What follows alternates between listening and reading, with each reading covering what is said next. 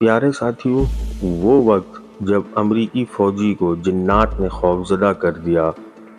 अमरीकी फौजियों के साथ होने वाले ऐसे खौफनाक वाक़यात जिनका जिक्र आज मैं आप तमाम देखने और सुनने वालों से करूँगा।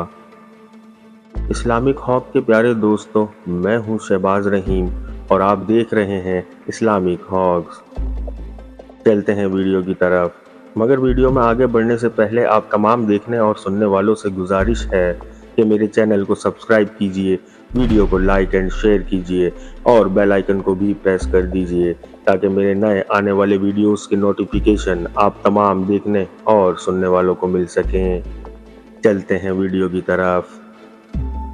प्यारे साथियों, इराक के वो सहरा जहां रेत में बहुत सी तारीखी कहानियां दफन हैं, सिपाहियों का एक ग्रुप जिन्हें वहां भेजा गया था ऐसे वाक़यात सुनाते हैं जिनमें इन्हें माफूकुल फितरत मखलूक़ात से सामना करना पड़ा। इराक का ये हिस्सा जिसे आज हम बाबुल कहते हैं, शहर बाबुल एक ऐसा मकाम है जहां हज़ारों उलमा कराम ने जन्म लिया। इसे हज़ारों इस्लामिक इंस्टीट्यूट और इस्लामिक उलमा कराम का मरकज़ समझा जाता था। दुनिया भर से लोग यहाँ दीन और दुनिया की तालीमात लेने यहाँ का दौरा किया करते थे, लेकिन 1258 में मंगोलों के हमले के बाद यहाँ बहुत तबाही हुई जिसने दीन इस्लाम की तालीमात के इस बेहतरीन मरकज़ को भी उजाड़ डाला। सदियों बाद मॉडर्न जंगों ने भी इस सरजमीन को तबाह व बर्बाद कर दिया। इस सब के बाद इस मकाम पर सिर्फ खंडरात ही बाकी रह गए। प्यारे साथियों, इस मकाम पर इतना कुछ होने के बाद बरसों से यहाँ के रहने वाले लोगों ने कुछ ऐसे वाक़यात और मखलूक़ात का जिक्र किया जो सालों से यहाँ एक आसेब की तरह मानी जाती है। इन वाक़यात का जिक्र इन सिपाहियों से सुनने को मिलता है जो किसी न किसी तरह इन जंगों का हिस्सा रहे हैं या जो उस वक्त बाबुल और इराक से जुड़े इस सारे हालात का शिकार रहे। एक शाम जब अमरीकी फौजी इस मकाम पर ड्राइविंग कर रहे थे तो इन पर बंदूक की गोलियों का हमला हुआ। इन्होंने अपनी गाड़ियां रोकी और हमले का जवाब दिया। बाद में जब उनके इंजीनियर्स ने चेक किया ताकि धमाका खेज मवाद का जायज़ा लिया जा सके, उन्होंने पूरा शहर छान मारा लेकिन उन्हें कुछ भी ना मिल सका। लेकिन जो कुछ फौजियों के साथ हुआ उससे ये बात साफ वाज़ेह थी कि इन पर हमला तो ज़रूर हुआ है। मगर हैरान कुन बात ये थी कि जब इस जगह को बाद में चेक किया गया तो वहाँ नामुमकिन तौर पर कुछ ना मिल सका। और हैरान कुन बात ये थी कि उन्हें वहाँ पुरअसरार मखलूक़ात की मौजूदगी का भी एहसास हुआ।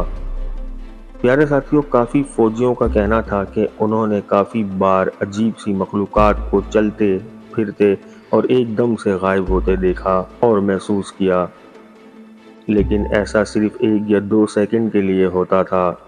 इस जगह पर मौजूद जहां तक कि अमरीकी फ़ौजियों ने ये तक मानना शुरू कर दिया कि इनकी लड़ाई इराक के साथ है, लेकिन वो बाबुल पर हमला आवर है, लेकिन इनके साथ लड़ाई में गैर मरई मखलूक़ात हैं। ये और बात है कि उस वक्त बहुत से फ़ौजियों को ज़्यादा एहसास नहीं हुआ। इन्हें ऐसा महसूस होता था कि इन्होंने कुछ सेकंड्स के लिए बहुत से साए चलते देखे हैं, लेकिन ज़्यादातर इसे अपना वहम समझते थे। लेकिन अक्सर फ़ौजियों के साथ बाबुल के इस मकाम पर ऐसे वाक़यात रोनुमा हुए जिन्हें किसी भी कीमत पर इग्नोर नहीं किया जा सकता था। उस वक्त शदीद सर्दी थी, आसमान पर बहुत गहरे बादल थे। बगदाद पर अपनी शिफ्ट मुकम्मल करने के बाद फौजियों का ये दस्ता वापस कुवैत की तरफ जा रहा था कि अचानक इनकी गाड़ी का टायर फट गया और ये सब बाबुल के आसपास हुआ। मजबूरन फौजियों को गाड़ी रोकना पड़ी और वो सब अपनी अपनी पोजीशंस में आ गए ताकि हमला आवरों को रोक सकें। लेकिन अचानक ही एक अजीब चीज़ हुई। ऐसा लग रहा था कि वहाँ कोई अपनी फ्लैश लाइट लेकर अंधेरे में कुछ ढूंढ रहा हो। इन फौजियों ने जब ये देखा तो वो भी अपनी फ्लैश लाइट ऑन करके ये देखने लगे कि ये कौन शख्स है या ये क्या चीज़ है।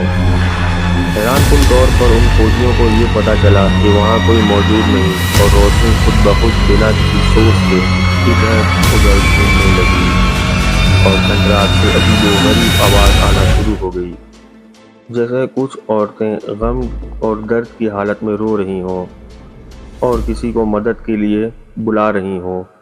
امریکی فوجی یہ سب دیکھ کر خوفزدہ ہو گئے۔